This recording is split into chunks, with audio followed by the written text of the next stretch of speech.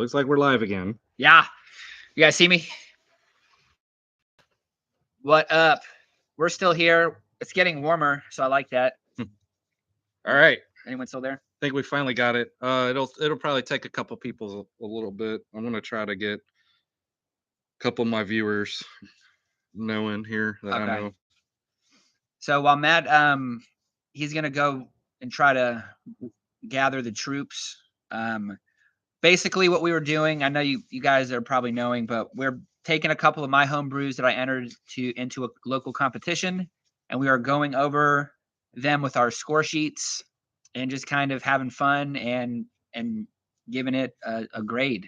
I brewed a blonde ale and then a Mexican hot chocolate stout, which we will be opening that one in just a second.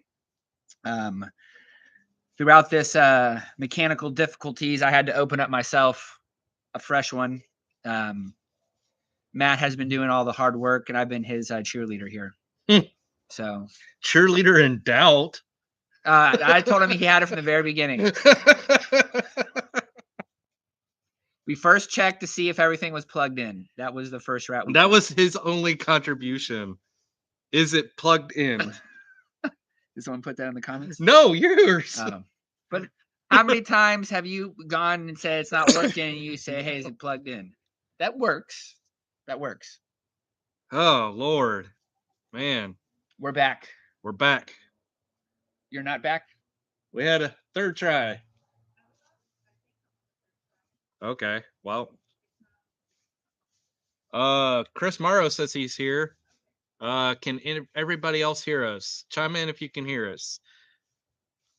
Sorry for the difficulties. I have no idea what happened. I think it was a Chinese spy balloon. Personally, they're up there. They're real. They're up there. If one of you guys don't mind, will you go to the comments of the very first video, say that the third try is up, so that way hopefully anybody that's there will see that. Redirect them to this video, pretty please. Morrow, Northwest, anybody that's there. So anyways, before the technical difficulties showed up, Chinese spy balloon, whatever they were, Chinese spy balloons or not, Russian spy balloons, Russian UFOs. Just stop. We don't know. Just stop. It could be. You're gonna hurt yourself. I might, but it's okay. I'm ready for it. Okay. So I'm sitting close to the ground. Close to the ground. So it's not that far of a fall. So back after it. So the score sheets. I see that there's a couple people here. That's what I'm talking about. Yeah. Call them out. What are their names? I see Morrow's here. I think thanks, Morrow. I think Northwest is still here. If you're here, you can hear us. Let me just ask real quick. Can y'all hear us? Yeah, I'm just talking over here like a goofy. Yeah. It's all right. Ends like it. So, hopefully y'all can hear us. Hopefully we got everything straightened out. Have no idea what the initial problem was. That last time we got up and running, I touched the camera and yeah, I guess I knocked the connection loose there. So that was awesome. Yeah. Yay me. Added the link to the other two stream comments. Thank you so much, Northwest. I really appreciate that. You gotta give him like something. Yeah, well, I know Northwest. He and I were working on something in the background. Okay. We're probably gonna laugh and make fun of you mostly. This is what we're gonna do. Good. But yeah. You guys come together with common hate. Yeah. Or a common every fiber of my soul, I hate you. Yeah, he does. It's okay. And the score sheet's gonna reflect that. Bring it on, big boy. So Aroma, 6 out of 12. I think that's about where we left off, or we got down to appearance. We can start at the top again. Yeah. So Aroma, 6 out of 12. Nice malt profile. It was a little hoppy on the nose, fruity, heading towards peach. I felt like it was out of balance on the hop profile on the aroma, right? So having said that though, 6 out of 12, and I think I kind of listed why before we finally broke down on the stream there, whatever happened, but it was headed a little bit more towards the fruity, estier, hoppy side. Okay. I'm gonna guess that you probably used what, like a USO5 or Chico strain for fermentation for your yeast pitch. I think I might have used Safefail of US5. I might have, Okay. or Y Yeast 1056. Those are my two go-tos. Is either 1056 or Safefail 05. So like '05, like I can pick up a little bit of like some peaches sometimes on some fermentations, especially like a blonde ale or whatever. Yeah. If you kind of get on like the upper end of the fermentation temperatures, uh, and not that 68 is out of the realm, right? But like when I've used it at like 72, like room temperature or whatever, that's kind of where I've picked up on it a few times. So on the appearance, nice clean color, white head that fades to a thin white head. Okay. The color was right down the middle. I think that was perfect. Agreed. The head, the thin white head, I mean, it's what it's within style there. Okay. You know, you could have maybe gone down the tube possibly on the dissipation, on how quick it dissipated. Yeah. But I didn't really feel like that was really worth the points. I you know, we got 3 points to spare on the appearance of it. I didn't really see anything off. Like I said, maybe the thinning of it, but I think it'll be okay. Flavor. So this is probably where I dinged you the most. Okay. Well, maybe, yeah. So out of 20 points, I gave you 16. So first, part of the flavor profile, it went into a maltiness, right? Then it faded. Uh, well, it went more aggressively hoppy to me in the estery profiles. Okay. And I felt like an alcohol warmth there. It wasn't like the astringency that you talked about or anything like that. Now that you had said it, I could probably perceive what you were talking about, but I don't think it was there in a great quantity. Okay. But I don't have like one of those super tasting palates either. So sometimes when people tell me, "Oh, I picked up on this," I'm like, "Okay, well, how did you pick that up?" Yeah. But I do think that it is out of balance. I think you have a little bit too much hop aggression to it.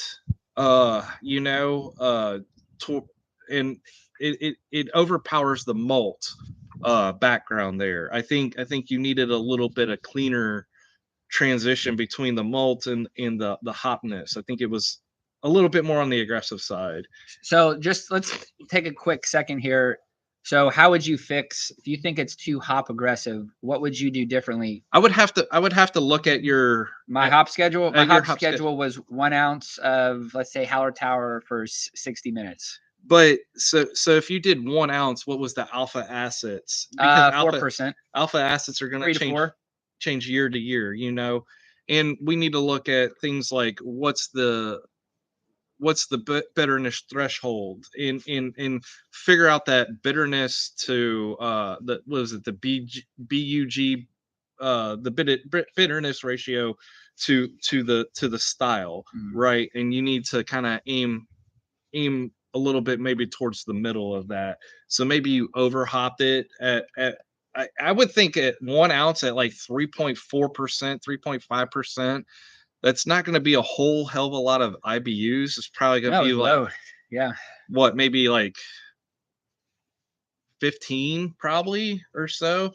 But you need to look at the ratio to the malt. So if you have a little less on the malt side for your recipe, then you need to dial back the hops a little bit. Right. You know, and I felt that it had that alcohol warmth to it. So maybe you trended a little bit on the higher side, or you stressed out those yeast a little bit to produce that alcohol warmth for the style. When today it's a great day for that alcohol warmth because we're sitting at 55 degrees. So I'm okay with that. You act like it's the frozen tundra. I mean, like I've got my hoodie on, but I could probably take my hoodie off and be fine. Yeah, I got less body fat, so I'm a little more cold. I took my multivitamin today, and I will take you on. All right. So mouthfeel. I out of 5 points, I gave you 3. And with that, I put that it was medium mouthfeel heading towards thin. Yeah, I can see would have that. I would have expected that the style would have been kind of more medium on that side, and maybe style wise heading towards the fuller body style. But according to the style guidelines, you're allowed to have a little thinness. Um i I thought it was a little bit more on the thin side of the medium to medium thin. So overall impressions, 7 out of 10. I put that it was a decent blonde. um so that gave you a grand total of 35 out of 50. You're at 38. Um, the reason why I kind of went towards the 35 end of the spectrum is because I do think that in that very good stage of the guidelines, Yeah. right? I think that it is a good attempt at a blonde. Okay. I don't think that it's heading towards that excellent yet. I think that you had some fermentation issues with the alcohol warmth, a little bit of the thinness made things, Okay. and I think that you were out of balance on your bitterness ratio there. So Well, that's a very fair judgment, and I appreciate the comments. I do, right. because I'm always about getting better, and you're not going to hit a 50 out of 50 every time. I want to make a comment though. For a blonde, if I was at the bar looking for a blonde and she was a 7 out of 10, I'd go for it. So I'm okay with the 7 out of 10 overall first impression. um and so I used to take the criticism like on this stuff to heart, like, oh, you attacked me or whatever. Yeah. No, you're actually trying to build me up. Yeah. Iron sharpens iron, right? Right. And so but you do have to take some of those things with grains of salt.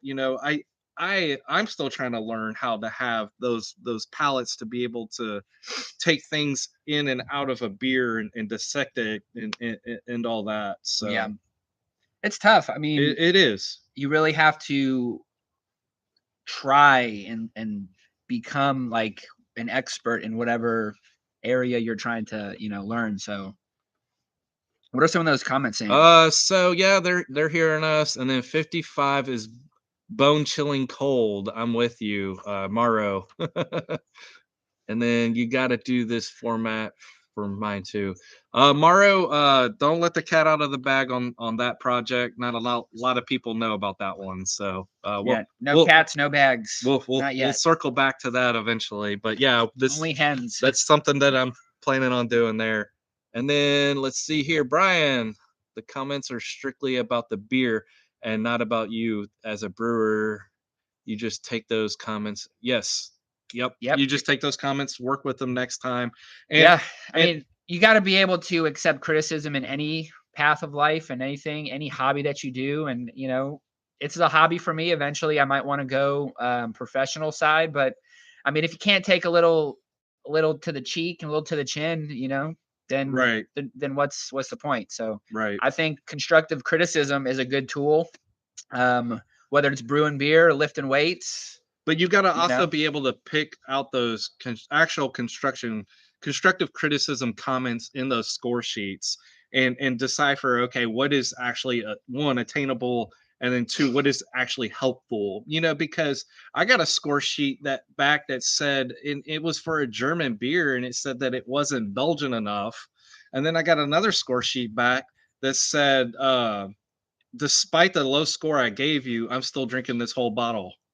And so I was like, okay, well, it's obviously a good beer, but that comment doesn't help me. And that's one thing that I wish that there was a little bit more descriptions given on some of these things. When you take a point away or you don't award a point on some of those deals, why? Let's have a little bit better description. You said that you were a limited description person when it comes to those sheets, and I beg you, the next time that you do something like this, get as descriptive as possible. Tell that person why you didn't give them that missing point, those missing 5 points. Mhm.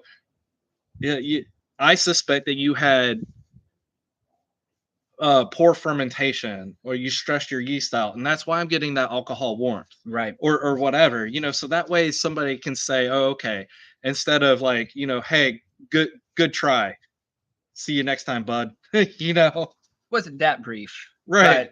But I I'm just agree. saying, Yeah, and I'm not saying you personally. I'm just saying, like, Right. I think that, like, us as a community, the more people that we get into like doing these beers and stuff like that, like the better off it is, right?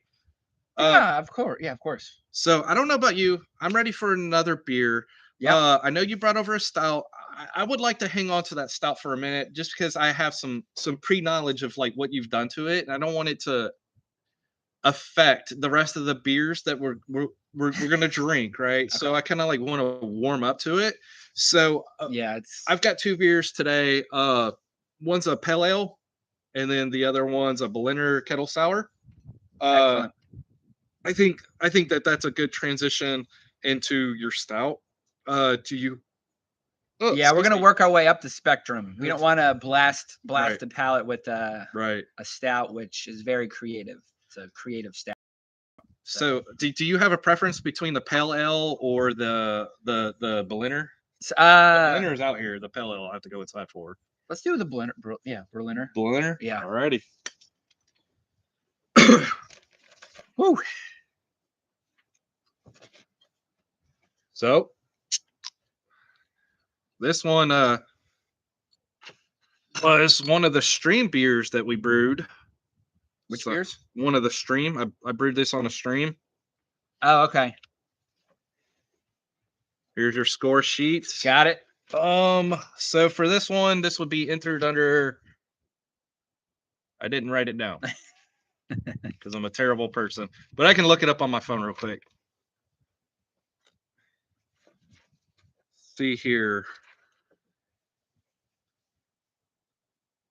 Man, if you would have asked me before I got this out, I would have. You would have I had it. would have remembered it. Yeah. There we go. Okay. 23A.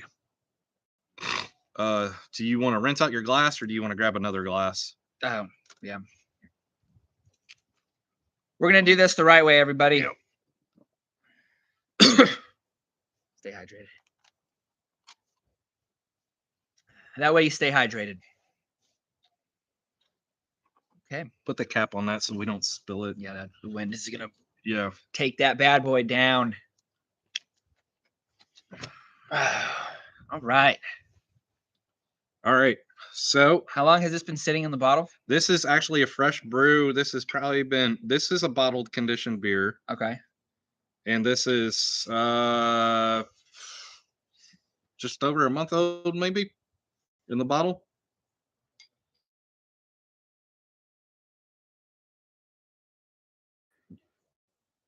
You show that off, and you do that side of things, and I will talk about what a blender is supposed to be. You want me to do what side of things? Go ahead and start filling out your score sheet this time.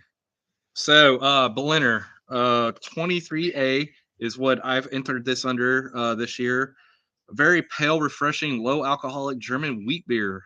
Clean lactic acid sourness, high carbonation, light bread dough, malt flavor, supports the sourness, which doesn't seem artificial. A gentle fruitness is found in the best examples. Aroma, moderately high, sharp, sour character. Can be moderately fruit, often lemon, tart, apple, peach, apricot, or a light floral note. No hop aroma. The wheat may be perceived as raw bread dough in fresher versions, combined with the acidity may suggest a sourdough bread. It's straw in color, can be very pale. Clarity ranges from clear to somewhat hazy. Large, dense white head with poor head retention. Highly effervescent. Do you know what highly effervescent is? Because that took me a little bit to figure out until I just Googled like it. the bubbles. Yeah. Yeah. Clean lactic acid sour dominates. Can be strong. Complementary doughy bread, grainy wheat flavor. Hop bitterness is undetectable. Sourness provides the balance other than the hops. Mouthfeel, light body, but never thin.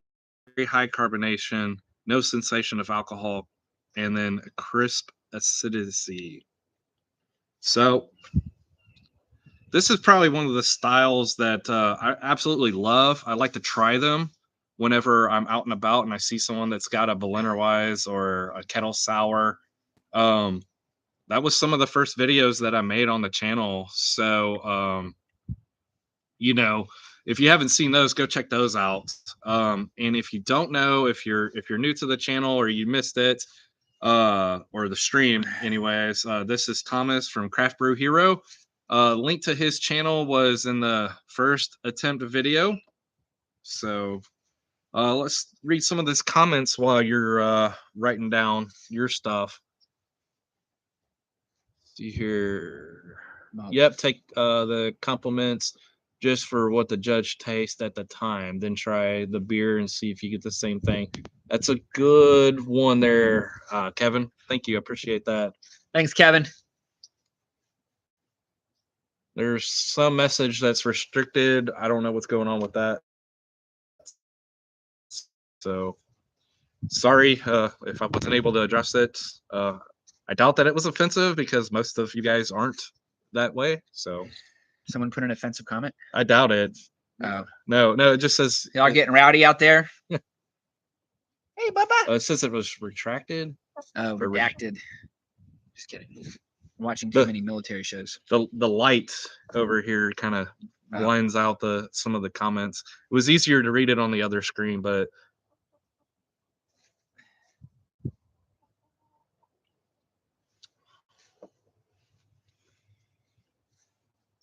so what else you guys up to? I know somebody said earlier that they were brewing. Somebody said that they were interested in brewing some kind of cherry porter. I saw before the first stream cutouts. That sounds pretty interesting.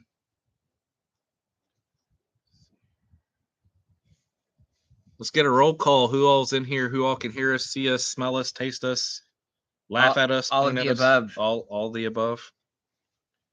How would you rate the stream going out of 50? That would be interesting. Let's get some terrible notes and get some hurt feelings there, right? Let's do it. I'm ready. I'm all about it. Out of 50, I would give it a 12. I would give it at least a 14. Come on. Semi entertaining. In the teens. In the teens. You're gonna have to keep talking because Mr. Takes Forever over here. Well, he wants me to provide good, in-depth comments. So. Chris Morrow would give it a 39. So thanks, Chris. Yeah, that's excellent on the score sheet. Cool. Yeah. Requires minor fine tuning, and I think we're always going to require minor fine tuning. So, thanks, Chris. You always require. I do. I require major fine tuning. Major tuning. This check engine light's always on, guys. Yeah, it is. Push it to the limit. Kolsch going into the fermenter now. Awesome, Kevin. Get it, Kevin. Kevin's a computer and MHP member. Okay, that's awesome. I've got some of his beer in the fridge. Anybody else enjoy Berliner kettle sours? Anything like that? Oh yeah, that's right. Chris Morrow brewed his first all grain batch today. Hey man, congratulations. 1052 OG. It turned out. That's what I'm talking about, buddy. I was kind of concerned when you were telling me your pre-bowl gravity there that I didn't think you were gonna quite make it, but your OG turned out to be a little bit higher than I thought that it was gonna be.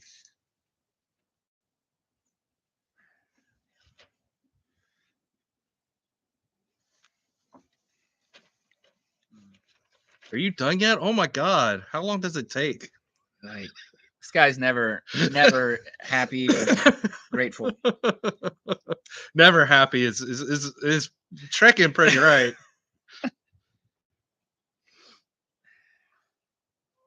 Oh man, I got this new toy. What about the other 10 that I want? Always on to the next one. Exactly.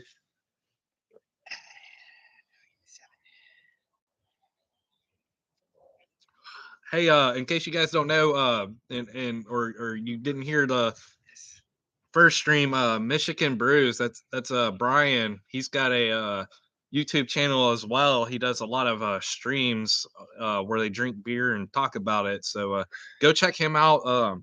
I've only watched the one stream talking about MHP recently that he did. Those guys are pretty awesome there. I need to go back and look at some of the other streams that they had. I'm gonna pour myself a little bit more of this one. I'm not gonna judge this beer. I think I know what I need to do there. I think I have it in my head what I would score it. All right. After 10 years of careful crafting and deliberation, we're going at it now. 10 years later. Okay. Okay, so we are going to judge. This is your base Berliner. So this one that I haven't filmed this one. This is a new take on a Berliner. Okay. I don't want to lacto. Nice. Yeah, so I'm pretty excited. Yeah. Well, let's get into the score sheet quick. Aroma first on the docket. I gave it a 9 out of 12. I picked up stone fruit, no hops at all, and I didn't pick up any malt on the nose, which is good. I think overall it was enjoyable. Had no complaints. Could there be room for improvement? Yes, that's why I gave it a 9 out of 12, but I feel like that's still solid. So there could have been a little bit more declaration of a certain fruit that I was looking for, but I think that overall it was like a subtle stone fruit and no off flavors, so that's good. Appearance 3 out of 3. Good looking beer. Very good clarity. I gave it like a golden straw tone, which I guess that's what he was going for. So honestly, the appearance, there was nothing floating in it. There was no foreign objects, so I was happy. I drank with my eyes first, and I looked at it, and it looked good. So good job, Matt. 3 out of 3. Flavor. So for the crispness, I felt like it wasn't super crisp. It could have had a little bit more like good carbonated bite to it. And that's okay. I mean, it wasn't dull in any way, shape, or form, but it could have been a little bit more just crisp. The other words are escaping me right now, but it was very clean and smooth. I got a back end malt hit, which was nice, which I didn't get up front. Up front was more of the stone fruit flavors, very mild stone fruit. And then a back end touch of malt, which was a very, very nice way to finish. What's the ABV on this bad boy? This is actually I upped the ABV a little bit on this one, so they were coming in right at 3.5. This one came in right at 3.84, right there. I can't remember right off the top of my head. I'd have to go back and look, but I wanted a little bit more ABV on this iteration. Still, 3.84 is a good lawnmower beer. Good, yeah.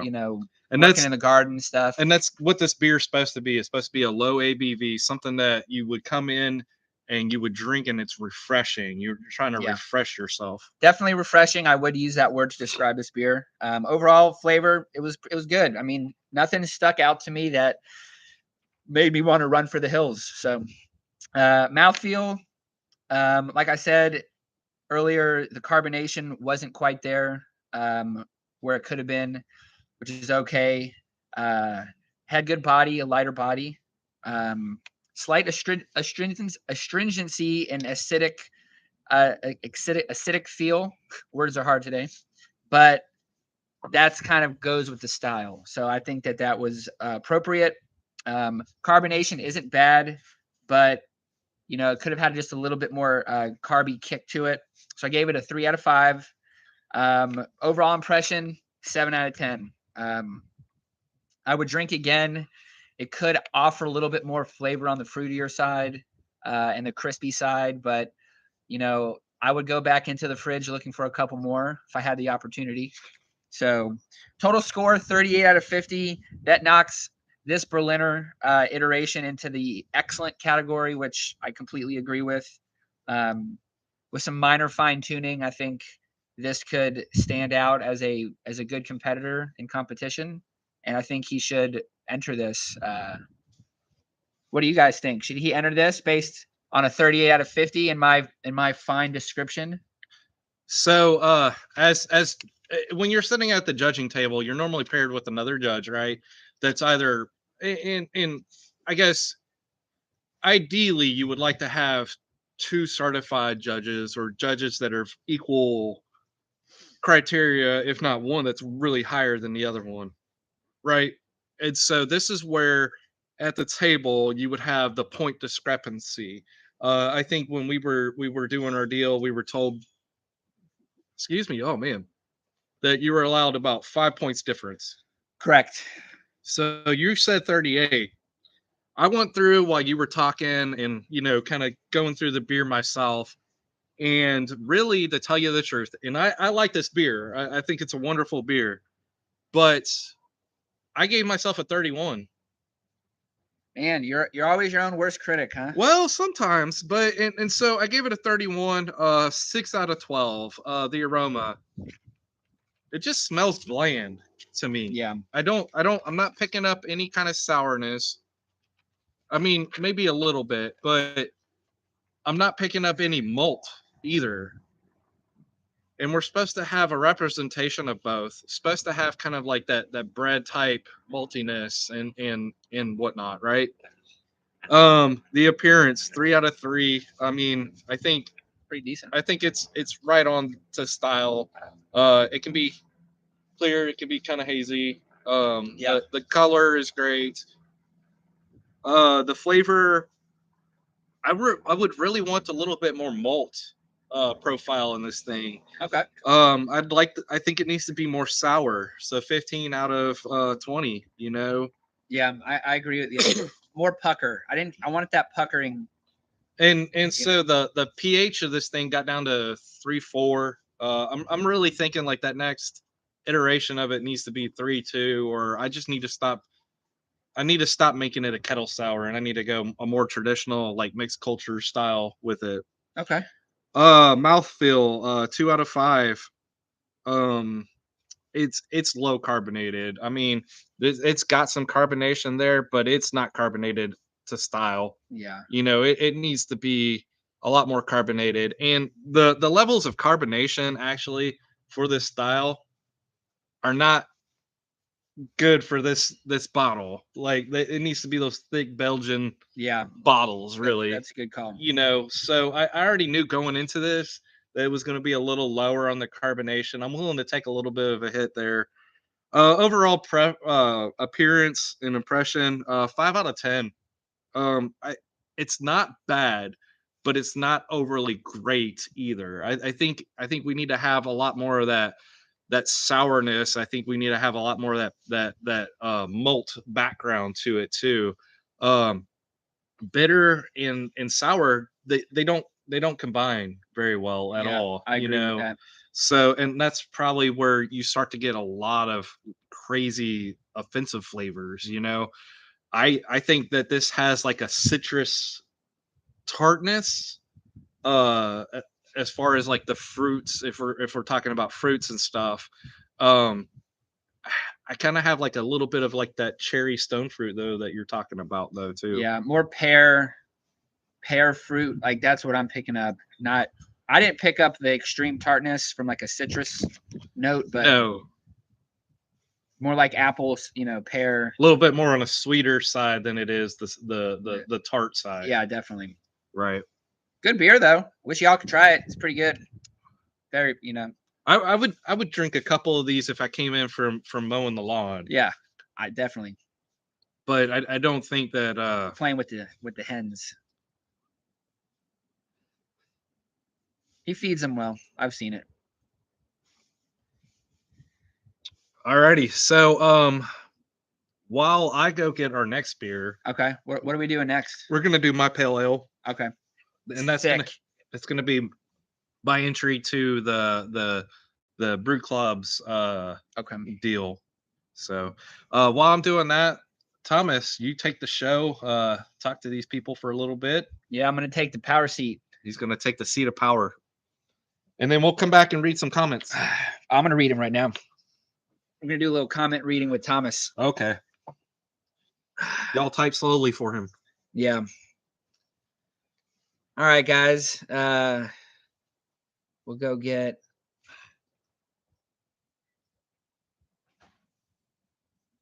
I gotta say, guys, thanks for sticking around. It's been fun. It's honestly my first live stream, but it's a great time, and it's nice to meet everyone out there that's spending their Saturday listening to us ramble about craft beer. So hopefully our new Lion overlords don't screw it all up. Yes, we don't want that. Let me see. I'm trying to get to the beginning of this conversation so I can see what y'all are talking about.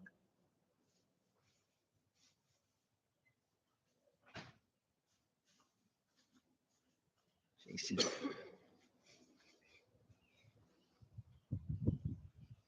I want to talk more about these Chinese spy balloons. No, we're not talking about that shit. Why? Matt gets offended very easily. No, it's not that I get offended. He gets very offended. There's certain paths that Matt should just keep to himself, and I just feel good being an American. I do too. Cheers to that.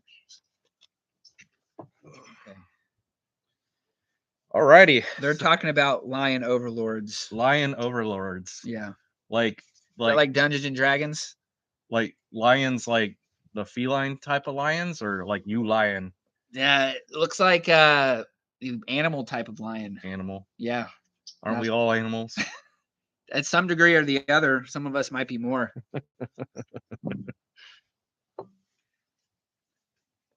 Alrighty. If I were them, I would have stopped listening at this point. So if you're still there, thank you. Thank you so much for putting up with his shenanigans. Yeah. Make sure I rep my alma mater here. Alrighty, so this is American Pale Ale. This is a like collaboration brew. I'm taking a break on judging. That oh, we're not gonna judge this one? No. We don't have to. No. I'm good with just drinking a beer too. Okay. Yeah, let's do that. All right. So this is the American Pale Ale. We as a brew club all came together as a collaboration. We're all trying different hops for this experiment. It's going to be a good like hop builder. Did you get in on this? No, I didn't. You didn't? Okay. So mine is kind of interesting, I feel like, anyways. My contribution to the test. I chose Saaz hops. Okay. I kind of did a similar experiment with Saaz hops when I did the Tex Malt Smash. I used Saaz for it as well, just to kind of get to know Saaz a little bit better. I love Saaz hops. I think they're one of the best hops out there. I just like everything that it does. So I decided to do that with this, and so this one was it was bittered with Magnum for that clean bitterness, and then it's all Saaz after that, even dry hopped with Saaz.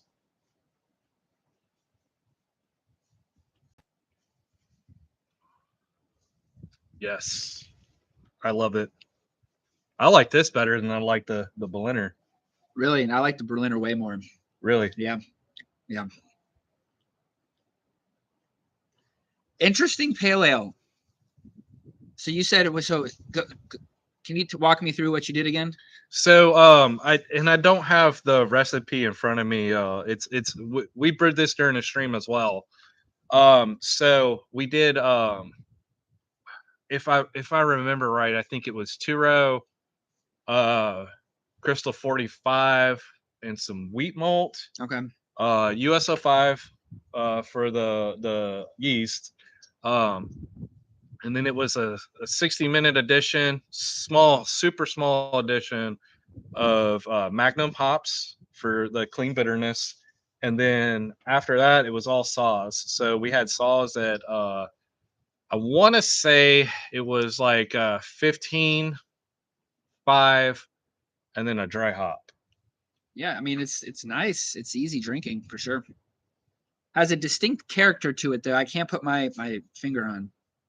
So I kind of hate the big citrus, hidden hops. Like they're just too abrasive for me. Yeah. They get overdone with IPAs and I love ales. IPAs. Yeah, you do. They're and I love that for you. Thank you. Who else loves IPAs? If y'all are still listening, throw something up there in the comments. Favorite IPA in the comments. Well, it should be Jagged Reasoning, but Should be. but no, I really like this beer. It's nice and subtle, has a good bitterness to it that's not overpowering, and best of all, it's not that like I said, abrasive citrus sharpness. It's a nice, subtle, kind of earthy, like gentle.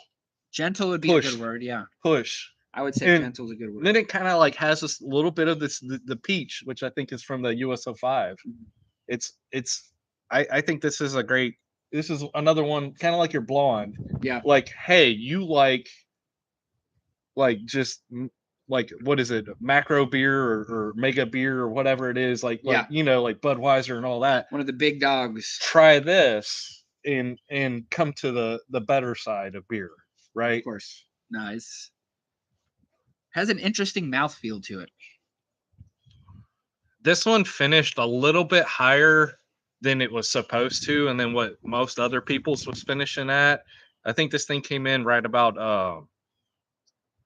5% or so, 5.5. I think some people were getting 6 or so. We'll read comments in just a second. So he said West Coast IPA's little big thing. West Coast IPA? You mean hell yeah? You mean Trash Coast IPA? Is that Rugger? I can't see because of the glare. Yeah. Yeah. Is it Rugger? Yeah. Okay, Rugger. I love West Coast IPAs. Yeah, like it. There's something wrong with you, and that's okay. You can be wrong. Sitting there in your wrongness, being wrong. I like it's okay. He's just jealous. He doesn't like him. I've got to say. Two Hearted. Okay. So one of my favorites is Little Hazy Thing. Love that beer by Sierra Nevada. Love it. That's more of a New England style, but still good. It's, if you're gonna drink IPAs, I feel like it's got to be like the juicy, hazy aspect. I don't want that hot burn, that you get from a lot of the West Coast. I love that hot burn.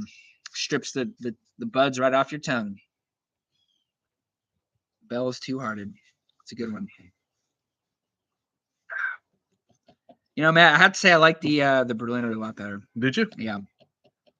What did you not like about this? It wasn't expressive enough? Not expressive. It had a weird mouthfeel to it, in my opinion. Like, not off flavor, but kind of a step before that. Like, it was a little, like, almost slime, like a slimy characteristic to the mouthfeel. Well, that's just you. Nice comeback, buddy. No, I mean, it was good. I think maybe coming off the Berliner. Yeah. It was going to be a tough way to introduce this regardless. Yeah. If we were going to do a Berliner or the stout or whatever. Yeah. So, yeah. I mean, definitely drink another one. But I just tapped it. Oh, did you? Yeah, we got a full 5 gallons, and I've only got to turn in like a gallon. So, well, you might have to go another day. I got to be a functioning adult today. So this is gonna be a long stream. Not bad. Thank you. Very good. Yeah. Yep. So we're gonna be doing the Mexican hot chocolate stout. Appreciate it. Yep. It's getting a little warmer out here. Sun comes up, goes behind those clouds. Mexican hot chocolate stout. I used cocoa nibs, lactose. So it was a sweet stout base. Yeah, more of a sweeter stout base. Yeah. Mm-hmm. Definitely had to go into secondary though and let it sit for a good month. So I thought it came out pretty good. A little spicy. We'll see what Matt thinks. There we go with the secondary stuff. Don't worry, guys. Fixing to educate them here in a little Yeah, bit. give me some educated. So, do we want to judge this one, or do we just want to drink beer? Yeah, Because I'm good either way. Yeah, let's just drink beer. Okay, good. We judged two. We did, yeah. And Yeah. it's One of each. tough to write on our table here. That's why it took you so long, huh? So yeah, I'm down with just kicking back. Kicking back. So with secondaries, the reason why that's like old practice or whatever, right? So you take a chance at that was your glass. Oh, was it? Yeah. You take a chance at more oxygen getting into your beer. You take another chance at contaminating your beer with bacteria. That's another thing to have to sanitize, clean, and all that. And not that secondary fermentations aren't necessary in some given instances. Like if you're doing additions or whatever, kind of like you did on this beer, right? Right.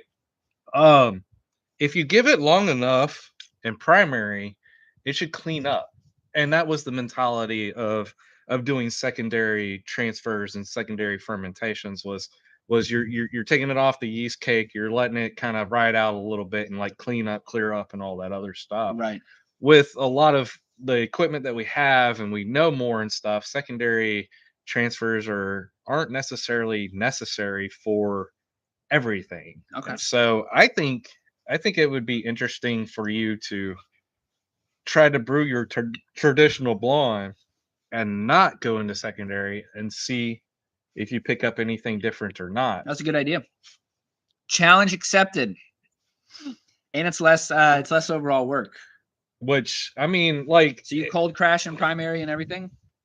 So it depends on what I'm doing. Most of my fermentations have been happening still in those 5-gallon buckets at room temperature, right? Now I have been transitioning more and more into like cooler fermentation schedules and stuff like that. With the lagers and all that. And so, if I'm like lagering with my like all rounder that's rigged up and all that, you can see a video of that on the channel. Like how I've done that. I'll just let it set and I'll just crash it there and then I'll transfer into the keg or bottle it from there, eventually I would like to get like a better setup, kind of like you were talking about, like filling from the keg into bottles to kind of help. Yeah. Because right now it's either I keg or I bottle condition and I have no way to go from keg to bottle yet. But hopefully here pretty soon I get some stuff lined out and I'll get like a beer gun. That's kind of what I'm looking at. It was a toss up, but I'm thinking beer gun. What do you guys think? How do y'all do it? Anybody got any preferences there? I know I've talked to some of y'all about it. There's some Where's this stout? Did you not? That's got to be a stout. Yeah. My buddy has a forward closing faucet, and then has an attachment that he hooks up his CO2. It's super simple. I've seen him do it a few times. I have a counter pressure bottle filler, so that's always an option too. Those are old caps. So that cap is about 30 years old. Really? Yeah, it's my dad's. So I ran out of caps the other day, and my dad homebrewed back in the 90s and had some old caps. Gaskets still looked okay on them. And so I went ahead and used like 25 to 30-year-old caps on these beers because I didn't have anything left. So, and they still work. They're just a little more brittle. They're not as flexible, and so you got to be careful. How do you cap? Do you have the two-handed deal, or do you have a bench capper? No, I have the two-handed capper. Here's the stout. Do you have a name for this thing? No, Do you name your beers? I do, but this one was a tough one, so I just call it the Mexican hot chocolate stout beer. I'll think of a name. Okay.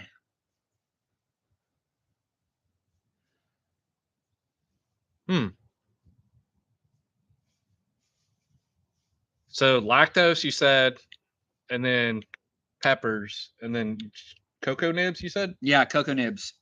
Vanilla beans? No vanilla beans. No. Cocoa nibs, chilies. What? So peppers, like Yeah, they were called or- Chili de Arbol. okay, yeah, They're like red, dried out. like the Yeah, they're about that size. yeah, Yeah. okay. So I'm picking up some like good coffee and chocolate notes. I think the spiciness has mellowed out overall from when I first got it, but I think it's about pleasant beer.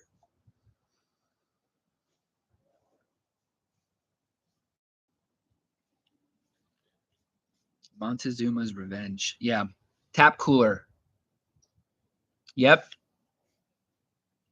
Yep. Tap cooler is exactly what I was talking about.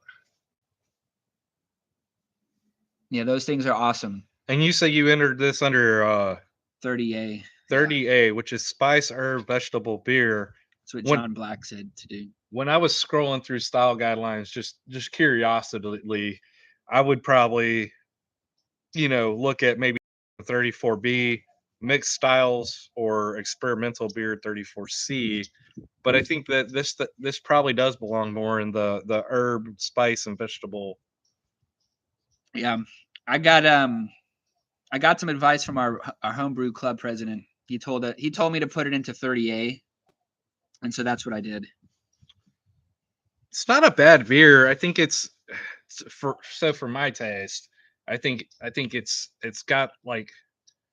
How did you introduce the chilies? Did you do a tincture with like vodka? Yeah. That's what And I think that's what I'm picking up. It's got like alcohol heat yeah. to it. It's not necessarily just straight chili heat or pepper heat. It's like alcohol heat. And it wasn't it's- a lot of, I mean, I probably used a third of a cup, maybe a little more into 5 gallons. So it's so this isn't bad, right? But this is like a one and done kind of thing to me. Yeah. Like I could do one of these. Oh, for sure. And Yeah, then, definitely one then I'm and done. moving on to something else. Yeah. But it's a unique it is. take, Yeah. And it was just I got a Northern Brewer recipe and kind of doctored it up a little bit. So Why did you use the lactose in that's there? what it showed. It showed in the Northern Brewer to use lactose. So that's what I did. So they were, I guess, trying to balance it like sweet and Yeah. spicy kind of deal. Okay, I didn't know where you came up on this recipe. And all my recipes, I try to plug into Beersmith. That way I can see the style bars at the bottom of the screen and kind of gauge where I'm at. So I'm not just blindly putting stuff together. Everything is done in a calculator for the most part, but an estimated calculator. Estimate, yeah, guesstimate. Because IBUs, I mean, they're not real. Yeah, what's real anymore, anyways? They're estimated, It's good, yeah, especially on a cold day. It kind of like gives you a little heat, warm you up a little bit.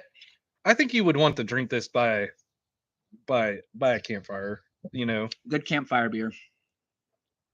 I would prefer like a barrel aged stout over this though, personally. Yeah. No, yeah.